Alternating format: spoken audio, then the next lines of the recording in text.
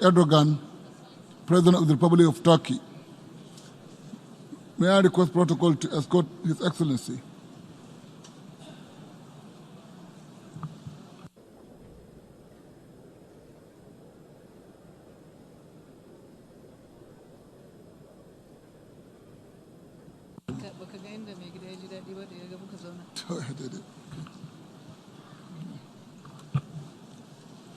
On behalf of the General Assembly, I have the honor to welcome to the United Nations His Excellency Recep Tayyip Erdogan, President of the Republic of Turkey, and to invite him to address the Assembly.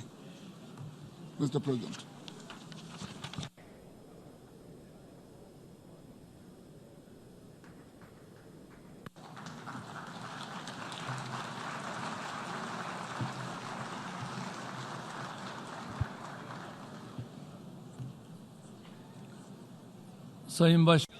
Honorable President, distinguished heads of states and governments, distinguished Secretary General, esteemed delegates, I would like to salute you all with my most heartfelt emotions on behalf of my personal self and my nation.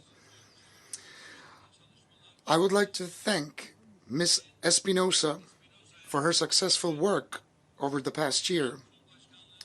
I also wholeheartedly congratulate Mr. Mohammed Pandey, who has taken over the presidency of the General Assembly for the 74th session, and I hope and pray that the 74th session of the GA will bring peace and prosperity to the whole world and humanity. Esteemed delegates, our world today faces many challenges and pain resulting from injustice at a global scale. The great scholar of our civilization, Rumi, has once defined justice as the following, quote, sharing amongst the people the rights and obligations appropriately and allocating to them what they are entitled to. It is obvious that today neither the rights nor the responsibilities are shared appropriately. In the meantime, injustice generates instability, power struggles, crises, waste, and extravagance. Yet, the organization where we're gathered today was established in the aftermath of the Second World War with the eventual purpose of eradicating injustice. Indeed, the international community is gradually losing its ability to find lasting solutions to challenges such as terrorism, hunger, misery, and climate change, which all threaten our own future. It is with no doubt that the General Assembly has a very fitting theme for the 74th session, galvanizing multilateral efforts for poverty eradication, quality education, climate action, and inclusion. But what's more important than that is to understand what we can achieve together. It is unacceptable to see that one part of the world lives in luxury and enjoys benefit of prosperity, while people in other parts of the world suffer in the hands of poverty, misery, and illiteracy.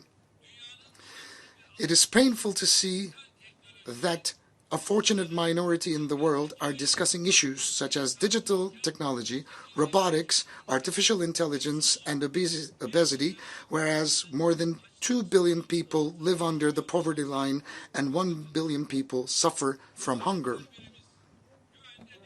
We cannot turn our back to the reality that if all of us are not safe, none of us will be safe. For many years I've been saying from this rostrum that we cannot leave the fate of humanity up to the discretion of a handful of countries. Today, I would like to reiterate once again that the world is greater than 5.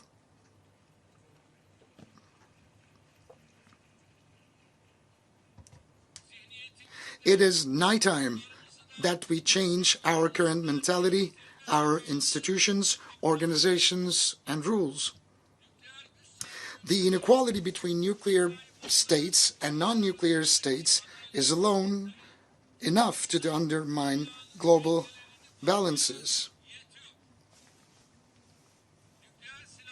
It bothers us, like anyone else, that the weapons of mass destruction are used as leverage in every crisis instead of their total elimination.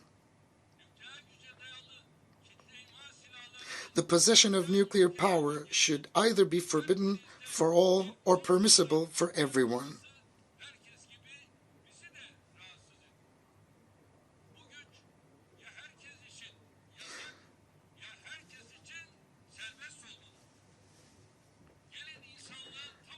For the sake of a peaceful future for all humanity, let us solve this problem as soon as possible on the basis of justice. At a time when 13 people lose their lives due to air pollution every minute and where global warming threatens our own future, we cannot remain indifferent in the face of such challenges.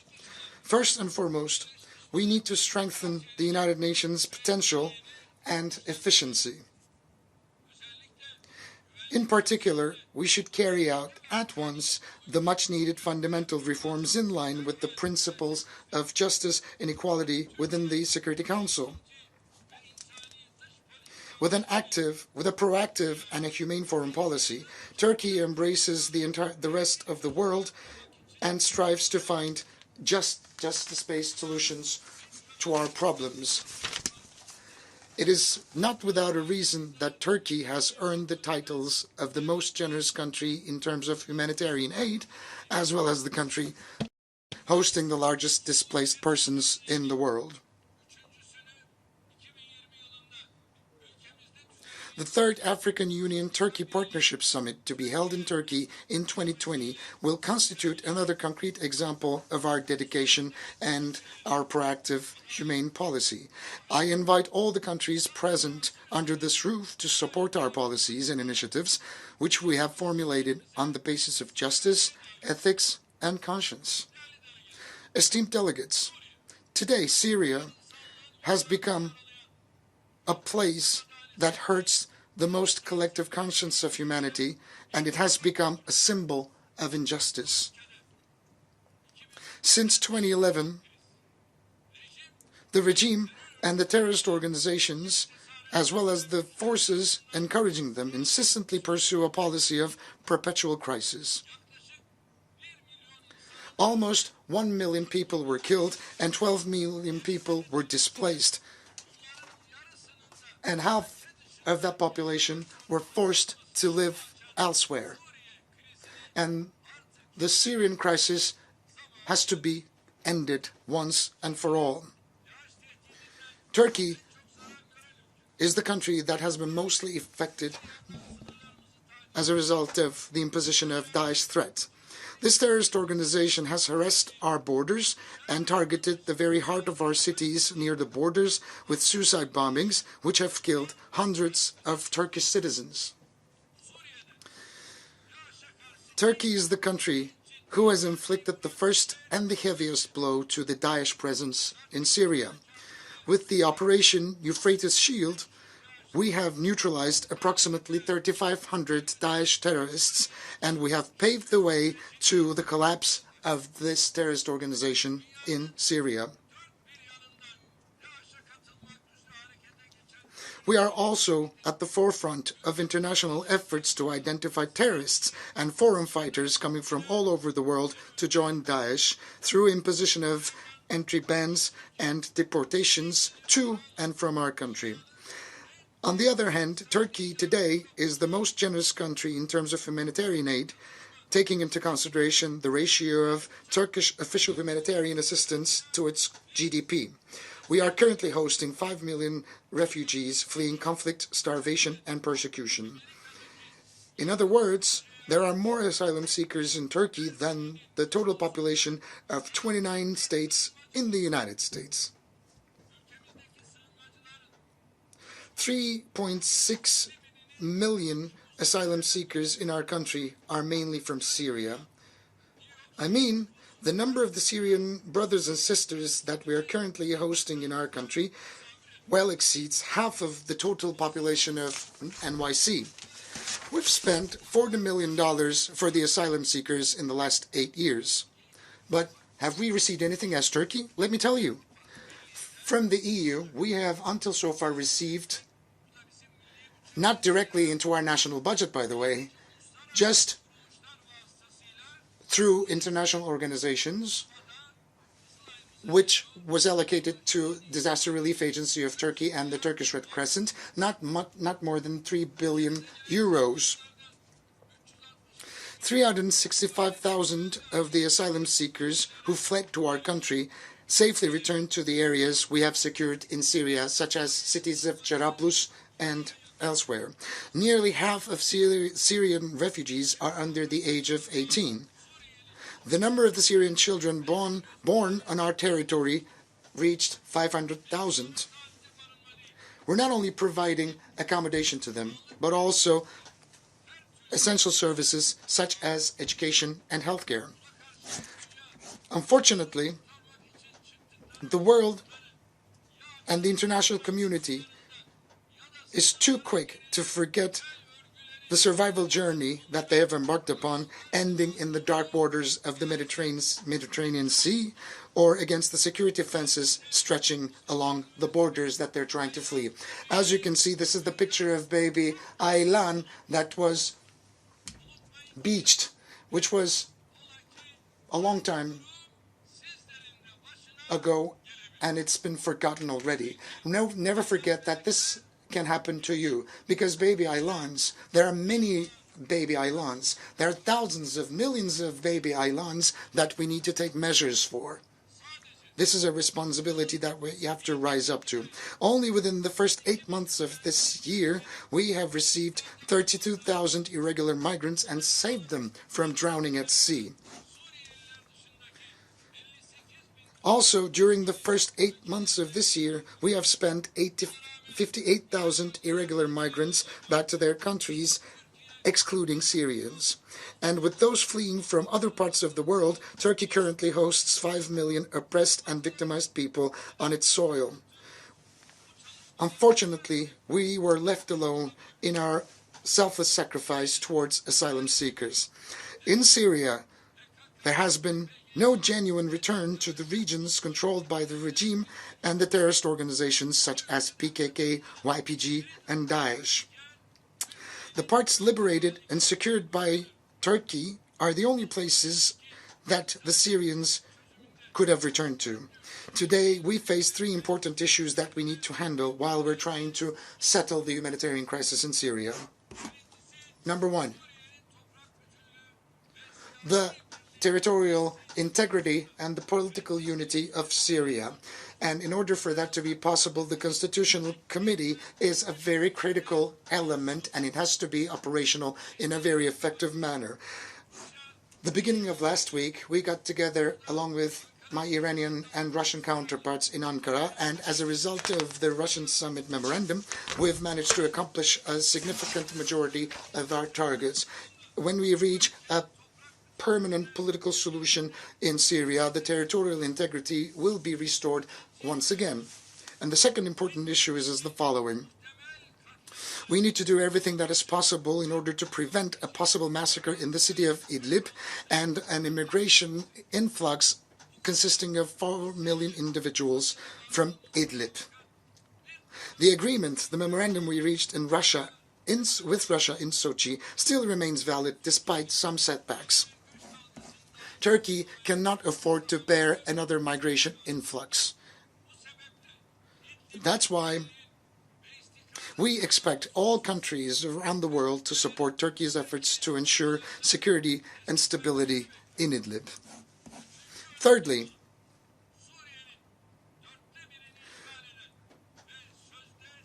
the elimination of PKK and YPG terrorist organizations in the east of the Euphrates, which occupy a quarter of Syria and tries to legitimize itself under the name of the so-called Syrian Democratic Forces.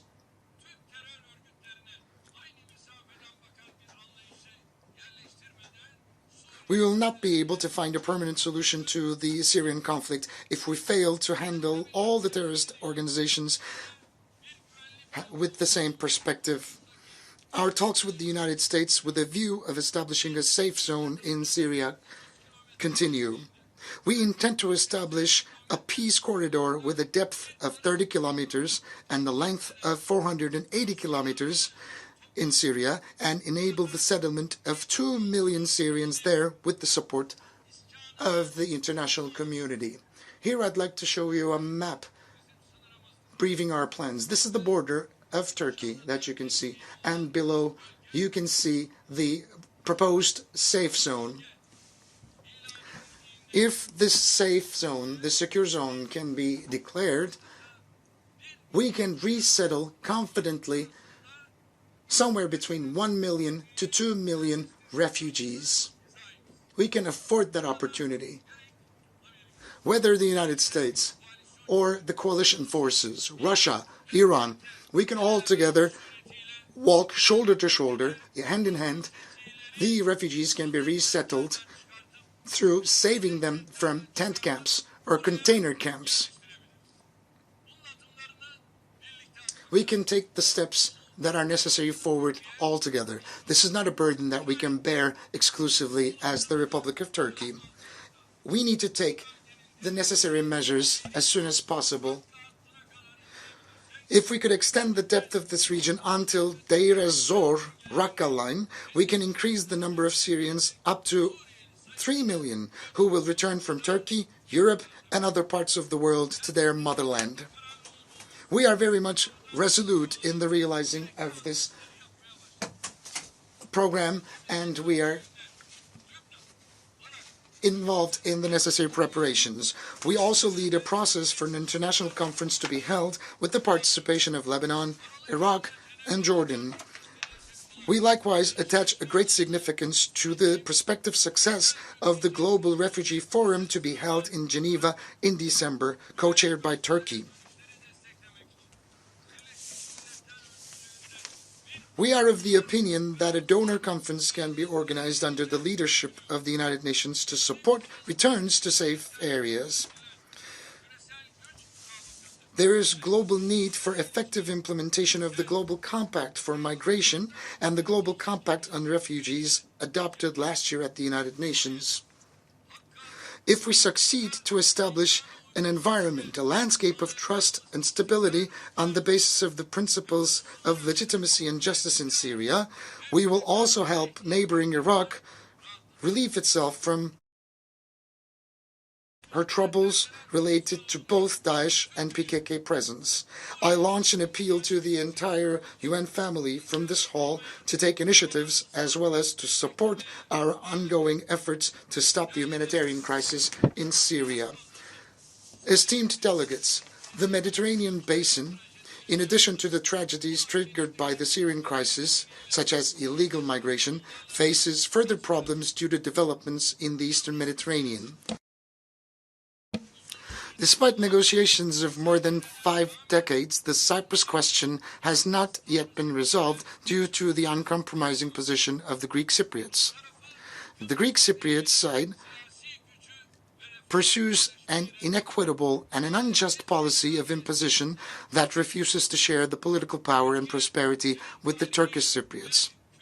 Turkey is the international treaty-based guarantor of the Turkish Cypriot people, with whom it has deep historical and cultural bonds. Similarly, Greece is a guarantor, and the UK is a guarantor. It is clear that those who claim to solve the Cyprus problem under the condition of zero security, zero guarantee, have ill intentions from the onset. As Turkey, we will continue our efforts until a solution that would guarantee the security and the preservation of the rights of the Turkish Cypriots is found. We believe that the energy resources in the Eastern Mediterranean constitute an important opportunity for cooperation if we all adopt a win-win approach. But unfortunately, despite our reasonable approach, some countries of the region, through unilateral steps, are trying to turn the issue of energy resources into a scope of conflict. In the Eastern Mediterranean, we are determined to protect the legitimate rights and interests of both Turkey and the Turkish Cypriots until the very end. We will continue to be open-minded about proposals based on cooperation and equitable sharing. Another critical area of the Mediterranean is Libya, and we endeavor to ensure security and stability in the country through the establishment of a democratic administration based on the free will of people. The political and economic empowerment of Libya will be providing a relief for both North Africa and Europe. The solution in this country can be explored by only respecting the choices and the free will of the Libyan people. Interventions in Yemen and Qatar have had serious consequences from a both humanitarian and economic point of view. We should all seek an immediate settlement of the disputes in the region that re-emerged due to the attacks on oil production facilities. Journalist Jamal Khashoggi, who was brutally slaughtered last year,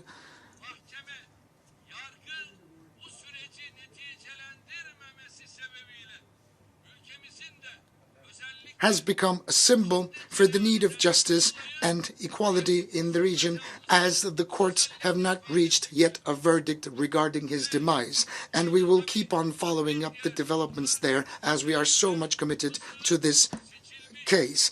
And Egypt's first democratically elected president, Mohamed Morsi, who lost his life in a courtroom in a suspicious way, is another issue that we're heavily invested in, and his family was not allowed to bury him properly. It's a bleeding wound in our hearts.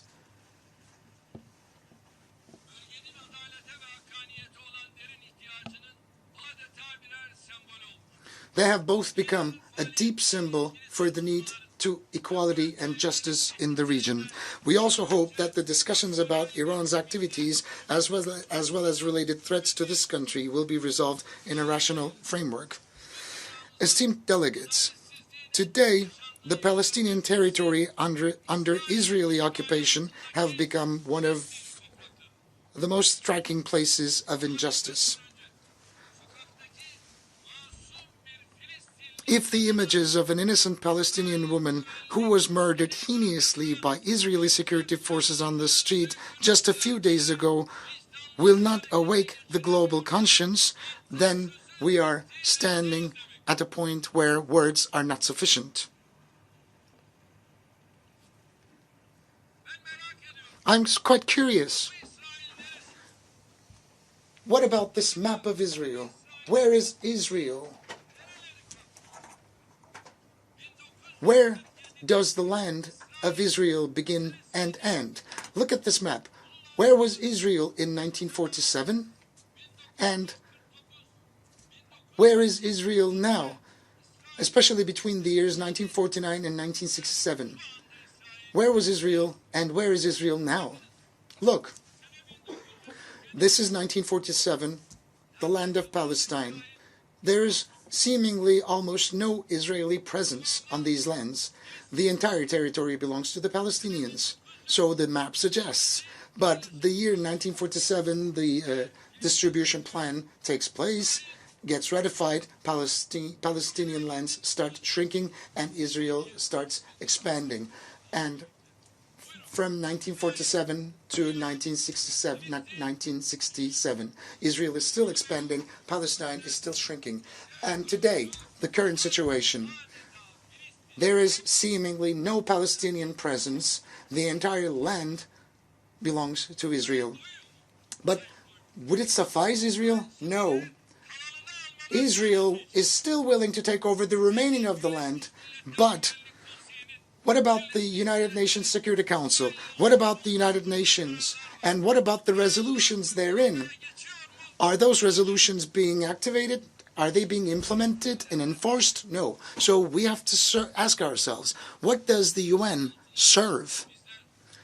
Under this roof, we are producing resolutions without any effect. So when do you think, or where do you think justice can prevail? This is our main suffering. This is where the pain is coming from. The current Israeli government and the administration, right next to these murders and atrocities, is busy with intervening and attacking the historical legal status of Jerusalem and holy sacred lands and artifacts. As Turkey, we have a very clear stance on this issue. The immediate establishment of an independent Palestinian state with homogeneous territories on the basis of the 1967 borders with East Jerusalem as its capital is the only solution.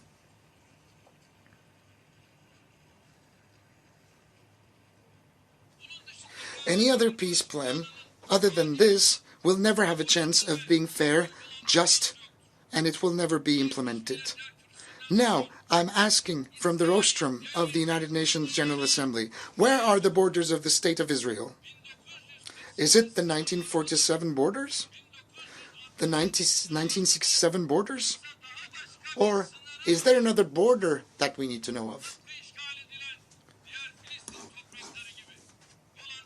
How can the Golan Heights and the West Bank settlements be seized, just like other occupied Palestinian territories, before the eyes of the world, if they still are not within the official borders of this state? Is the aim of the initiative promoted as the deal of the century to entirely eliminate the presence of the state and the people of Palestine?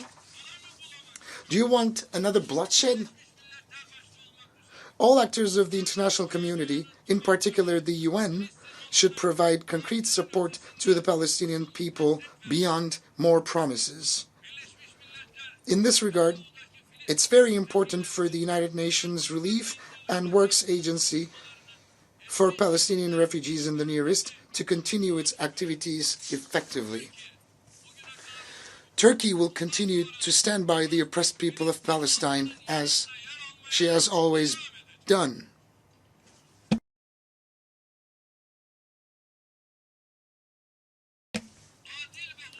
It is also very important for a fair and a peaceful future that the South Caucasus ceases to be one of the areas of conflict and tension in the world. It is unacceptable that Nagorno-Karabakh and its surrounding areas, which are the Azerbaijani territories, are still occupied despite all of the resolutions adopted. One of the problems to which the international community fails to devote enough attention is the Kashmiri conflict, awaiting a solution for 72 years. The stability and prosperity of South Asia cannot be separated from the Kashmiri issue.